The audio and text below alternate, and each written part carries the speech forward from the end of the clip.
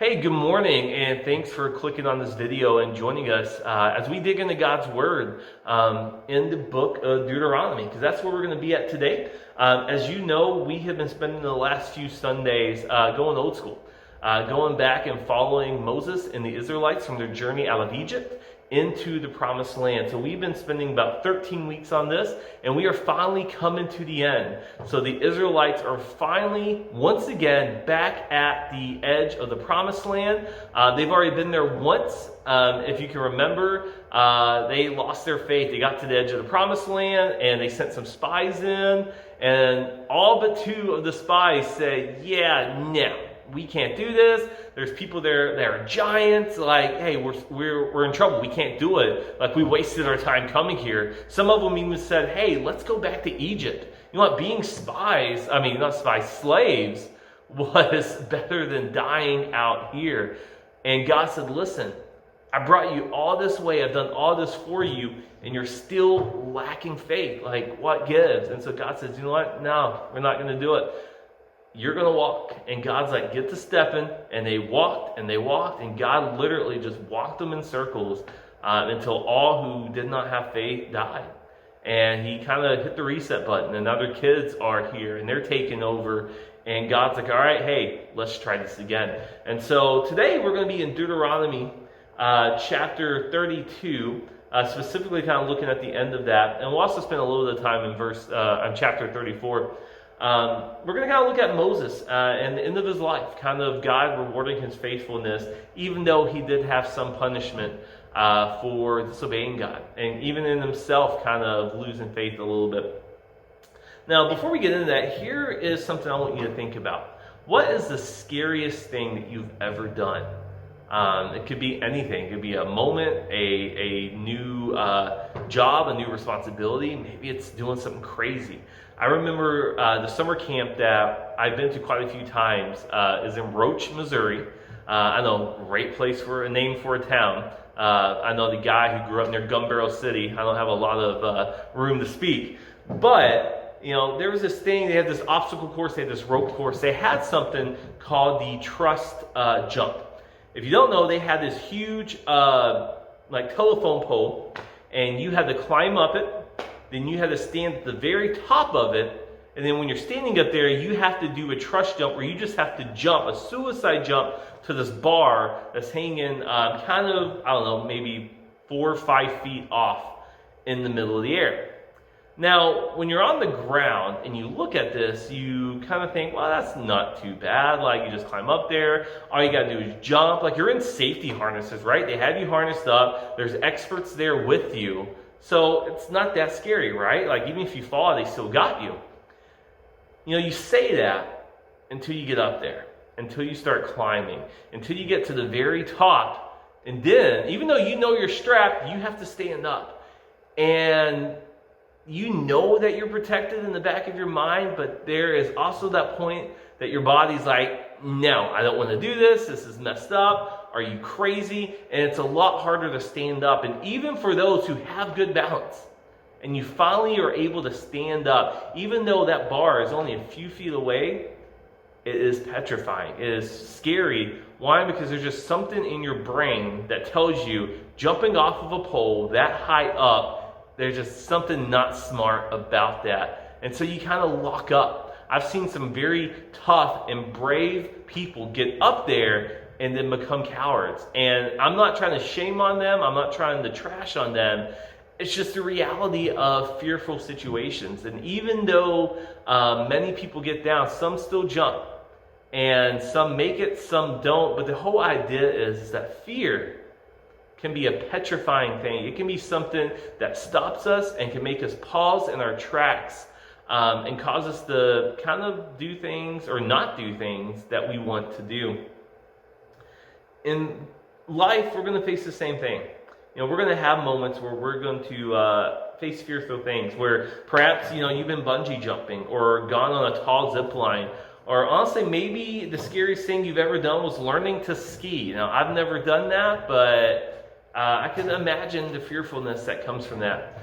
But guys, as we dig in here, we got to understand that even if you haven't faced these kinds of situations or challenges yet, You likely will. You're going to face a moment in your life where you're going to have to do something very scary, something very outside of your comfort zone. Because honestly, guys, we live in a broken world. And life is full of situations and challenges that frighten us and are going to make us fearful, are going to make us scared, and that's just normal. There are a few things more frightening than the reality of death, honestly. You know, a lot of times we think, man, that's scary, I don't want to die, it's going to kill us. Honestly, that's that fear part of our brain that kicks in, especially like being on top of that pole and not wanting to jump. That's our self-preservation. That's our brain saying, dude, I don't want to die. And so fear tries to stop us. But guys, there are things more frightening than the reality of death. This is the reality Moses is facing in the passage we're going to be looking at today. As we see Moses approach death in Deuteronomy, we will see that God's promise and presence gives us the hope we need to really face any situation that we're going through. So in Deuteronomy chapter 32, I'm going to start out verses 48 through 52. It says, "On the same day the Lord spoke to Moses, 'Go up on Mount Nebo in the Abarim range in the land of Moab, across from Jericho, and view the land of Canaan I am giving the Israelites as a possession. Then you will die on the mountain that you just go up, and you will be gathered to your people, just as your brother Aaron died on Mount Hor and was gathered to his people. For both of you broke faith with me among the Israelites at the waters of Meribah Kadesh in the wilderness of Zin by failing to treat me as holy in their presence. Although from a distance you will view the land that I'm giving the Israelites, you will not go there.'" So we see here that God tells Moses what to do. He tells Moses, listen, you're going to go up on top of the mountain range. You're going to go up on Mount Nebo, which happens to be the tallest point on this mountain range. So, Moses spends a lot of time on mountains with God. And so here we go again. Moses is going up the mountain. God saying, listen, I want you to go to the very top of the highest point of this mountain range. And here's what I'm going to do. I'm going to let you go up, and I'm going to let you see the promised land. Moses, you've been a very faithful servant. You have led the people. You have been my mouthpiece to the people this whole time. So I am going to let you at least see what it is that you've been working for. However, there was a moment, if you guys remember, that we studied a few weeks ago, where Moses got frustrated with the people. The people were complaining. The people were constantly complaining. I don't know, if you look at the Old Testament, you look at the Israelites, man, they never really stopped complaining. Very similar to us today. They always found some reason to grumble and complain and just trash on Moses as a leader. And Moses is at another point, and he's spent years with this, and he finally reaches a breaking point where he says, you know what, enough of this. The people are complaining about water. God told Moses, speak to the rock and water will come out of it. And what did Moses do? He got so mad, he hit the rock, just like he's done before. Water came out. And even though he did what God kind of told him to do, give the people water, and God still provided, God's like, you missed the point. You see, by speaking, it was going to reveal my power even more, that this water came out by the power of God. You hit it. Who knows? Maybe some people will say, hey, there was already water in that rock, and you hit and it just bursted open. It's kind of taking glory away from God. And the most important thing, honestly, is the fact that Moses disobeyed God. God said, listen, everything I've done for you, Moses, everything you've been through, you know I'm real, you know I exist. And I asked you to do a simple thing. And even in that, you allowed your frustrations to make it about you. You allowed your anger towards the people to make it about you. And God's like, you disobeyed. And as we know, we get grace and love for God, but there's still disobedience for not listening to him. And so Moses' disobedience was he was not going to actually get to enter the promised land. But God's like, listen, I still care about you. So I'm going to allow you to go up here. I'm going to allow you to see it. I'm going to allow you to at least visually be able to look at what I created for the people. Now, the cool thing is that in Deuteronomy chapter 32, look at the first part of that. Moses has just written a song of praise to God. He recited to the people of Israel and challenged the Israelites to faithfully keep the law. See, Moses was now commanded by God to climb the mountain where he would die. That's a big thing. God was like, listen, you're going to die up here. You're coming to the end of your life. I want you to see this. So essentially, God told Moses to go to the place where he would die. We would all like to think that we would go anywhere God commanded, right? We would all think if God said go here, we would go. But what about when it means death? I think that's a lot easier said than done. If God tells us, hey, I want you to go up here, but oh, by the way, you're going to die there. I think the spiritual side, would be like, oh, heck yeah, God's telling me to go here, I'm going to go. The human side, the flesh side of me is going to say, wait, I'm going to die there? How about we go somewhere else instead? Like, I don't want to die. I'm not looking to end my life. And so I can imagine the struggle that Moses had. But Moses was still able to obey this command, in part because he knew God was with him. He knew that he already messed up once, and I think that kind of was always in the back of his mind. I don't think Moses took it lightly that he hit that rock instead of speaking to it. I think that always kind of drove him. And even to this point where God was like, hey, you're going to go up this mountain, Moses, and you're going to die there. He was like, you know what? I don't want to disobey God again. I've already did it once, and it cost me everything. It cost me the ability to actually go into this promised land. But I'm going to be faithful this time. He wanted to see the good land that God had promised to establish the Israelites. How do you think you would respond knowing you're about to die? How do you think you would have responded to God in that moment? What would you want to do or see? Would you say, hey, God, you're about to end my life. If God says you're going to die tomorrow, what would you request? Would you say, God, let me see this. I want to do this first. Moses was just seeing the promised land. And honestly, I think that was enough for Moses. I think Moses like, you know what? I've been faithful. I've led. And honestly, just seeing it, knowing that I've pleased God, I think that was enough for him. You see, in preparation for Moses' death, God gave Moses the privilege of seeing the culmination of his 40-year journey as the leader of the Israelites by allowing him to peer into the land of Canaan.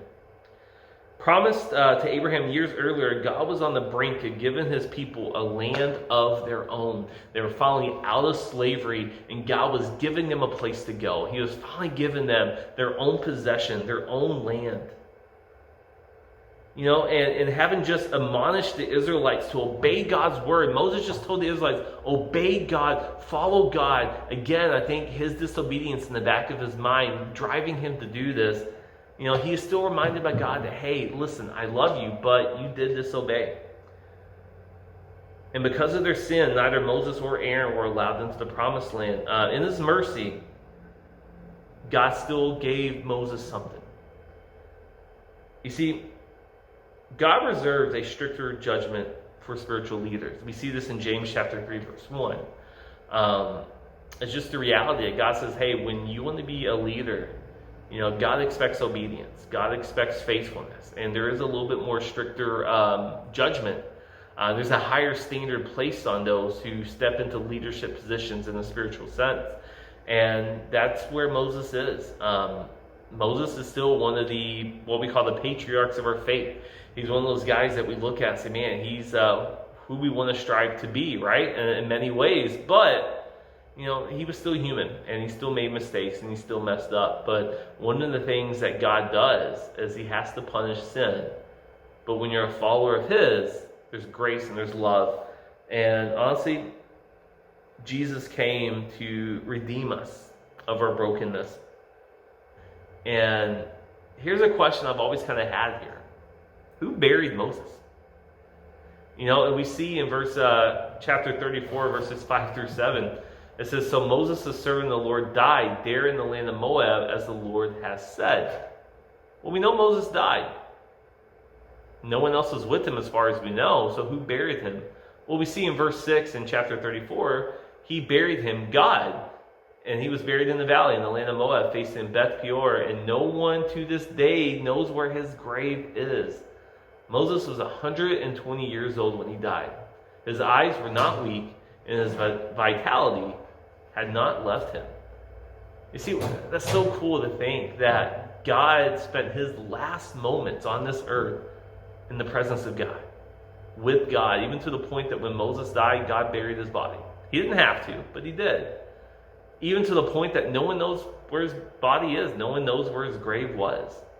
But he got buried. And I would just have to imagine that if I was going to know that my time here on earth was ending, what better way than to spend it in the presence of God? And it's also a really cool story to see how Moses' faithfulness was blessed. We see God's love once again. Moses was 120 years old, but it says that his eyesight, his vitality, that means his energy, his desire for life were still strong. It never left him. He was 120 years old and still going strong, not dealing with blindness or loss of vision or just lack of energy. You see, God was blessing him throughout his entire life. You see, if we are honest, the close personal relationship Moses enjoyed with God probably seemed like something we will never have. Moses, after all, was appointed by God to lead his people out of slavery and was given God's law and was empowered by God's Spirit to lead the Israelites. So, you might be thinking, well, that's not me. God hasn't called me in the sense like that. So, I'll probably never have that sort of deep personal relationship that God had. Paul, however, points out in 1 Corinthians chapter 3, verses 7 through 17, that Moses' strong personal relationship with God points forward to someone who had an even stronger, even more personal relationship with God, and that's Jesus Christ. You see, Jesus is God in human flesh. And he demonstrates to us in the most profound way possible that our God desires to be near to us. He longs for that deep and personal relationship. In fact, Paul says that the new covenant we have is greater than the covenant of stone, referring to the law given to Moses, and that the relationship offered with God, offered to us in Christ, is even more profound than that one. You see, God still wants that sort of personal and deep, passionate relationship with you. What hope do? And so knowing that God desires that deep personal relationship with us, think about the hope that gives us. Think about the hope of our future, the hope of our faith, knowing that God's promises and presence gives us the hope we need to face any situation.